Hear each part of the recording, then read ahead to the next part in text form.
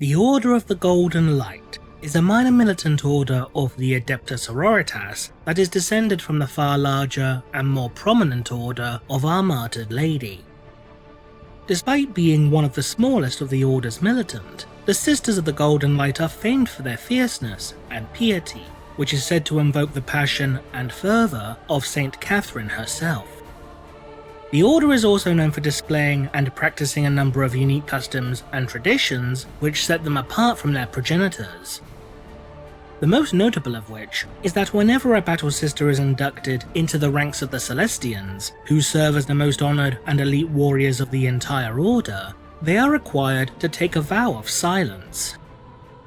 Such a vow is made so as to honour the memory of those fellow sororitas that had fallen in battle. The Order of the Golden Light has also fought valiantly in a number of conflicts throughout the course of their existence. The most notable of which was when the Order battled alongside the Blood Ravens chapter of the Adeptus Astartes during the Battle for Raised Paradise, where Imperial forces clashed against an Eldari war host from the craft world of Biel-Tan. Despite Imperial and Xenos forces reaping a bloody toll upon one another, the two factions would eventually call a truce, setting aside their differences in order to prevent a dormant Necron tomb located upon the world from reawakening. And yet, while the Sisters of the Golden Light have proven themselves to be stalwart defenders of humanity, the entire order has gained a measure of notoriety, even infamy, for seemingly martyring themselves time and time again. At least twice during the course of their existence, the entire Order of the Golden Light has been documented within Imperial records to have been completely destroyed upon the field of battle. But despite this apparent confirmation of the Order's destruction, the Sisters of the Golden Light would mysteriously reappear within another nearby theatre of war. Not only this, but several rumours have arisen stating that the archives of the Scholar Progenium lack any sort of records regarding the recruitment of new members into the Order's ranks.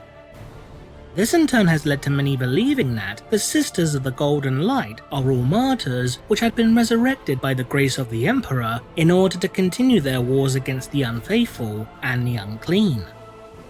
But are the Sisters of the Golden Light truly martyrs that have been restored to life by the power of the God Emperor, or could there be another, more logical reason behind this phenomenon? The most rational explanation in regards to the supposed miracles surrounding the Golden Light is that any confirmations regarding the Order's destruction were as a result of repeated clerical errors. As detailed within the novel Dawn of War Ascension, whenever a member of the Order is appointed to the rank of Celestian, they are, as stated earlier, made to swear a vow of silence in honour of their fallen comrades.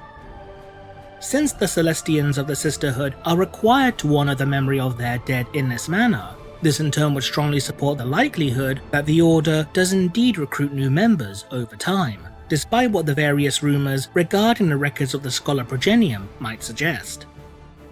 The fact that such rumours have yet to be confirmed by Imperial archivists, with them instead remaining as little more than idle speculation throughout the Administratum, would further cast doubt upon the possibility that the Sisters of the Golden Light have repeatedly been resurrected from death.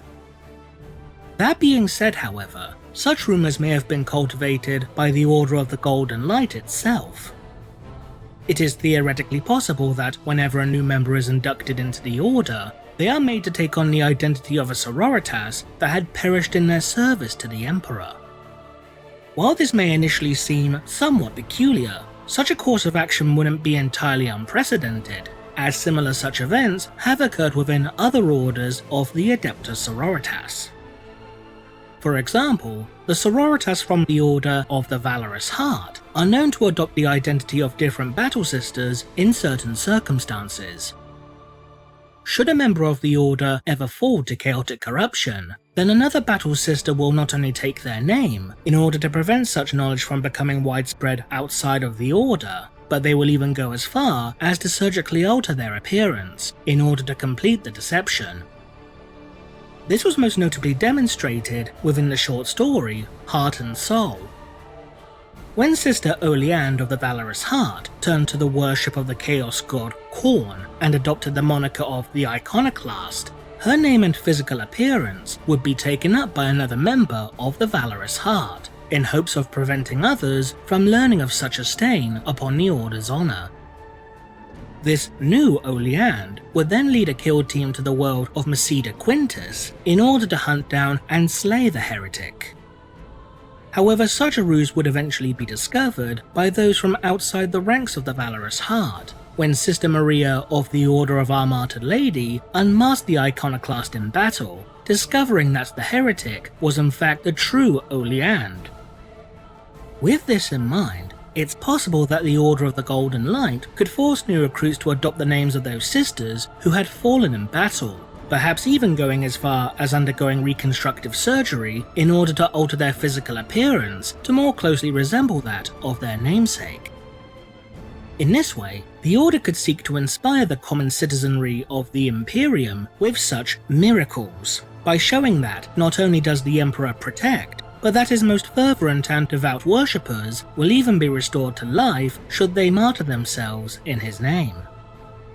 This would also help to further clarify as to why the Celestians of the Golden Light are required to honour the memory of their fallen sisters, as despite the fact that new recruits may adopt the names and appearances of previous members, most, if not all of these women would have long since lost their true identities.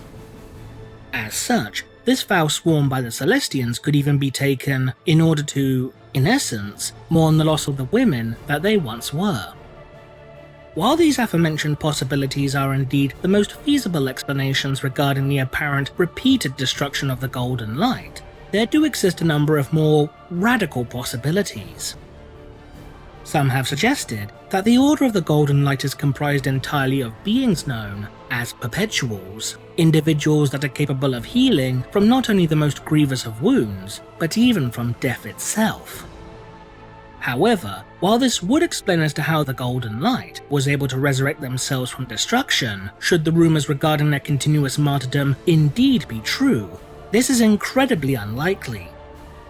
This is due primarily to the fact that Perpetuals are exceptionally rare individuals, with only a figurative handful being known to exist throughout the billions upon billions of humans that currently exist within the galaxy. During the course of the Great Crusade, less than 20 were confirmed to exist, though many of these would either lose their perpetual traits or be permanently killed off altogether through the use of rare or esoteric means. During the next several millennia, Perpetuals would become increasingly rare until only one or two such individuals remained in existence.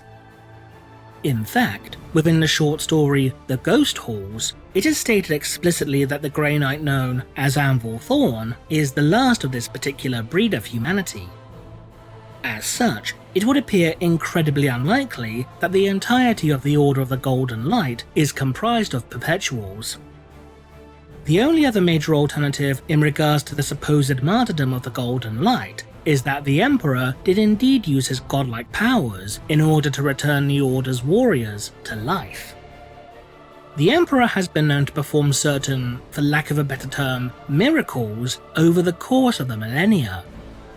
Such phenomena can involve the Master of Mankind channeling his essence into a physical host, which would act as a vessel for his divine power. One such example of this was during the course of the Plague Wars, where the Emperor appeared to take possession of a young girl named Kalia before unleashing his power against the demonic hordes of the Chaos God Nurgle. Other such instances, or so some have claimed, have involved the Emperor speaking directly to certain individuals in order to entrust them with some sort of holy quest, such as when Sabat, prior to her ascension as a living saint, would lead a crusade against the ruinous powers after claiming to have witnessed a vision from the Emperor himself. As for the beings known as living saints, they too have also demonstrated multiple ways to resurrect themselves from death.